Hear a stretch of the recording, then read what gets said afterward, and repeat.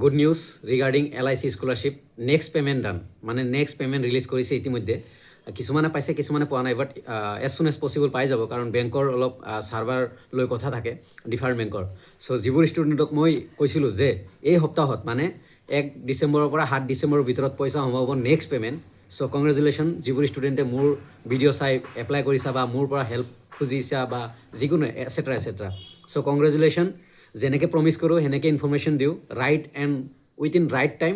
right information দিবলৈ চেষ্টা কৰিম আৰু মই আগতীয়াকৈ কৈছোঁ এই ডিচেম্বৰ অহাৰ আগতে কৈছোঁ ফাৰ্ষ্ট উইকত 4,000 পাবা নৰ্মেল ডিগ্ৰীকেইটা আৰু স্পেচিয়েল যিবোৰ ডিগ্ৰী আছে সিহঁতে ভেৰিয়েশ্যনটো মানে ডিফাৰেণ্ট হ'ব পইচাৰ চ'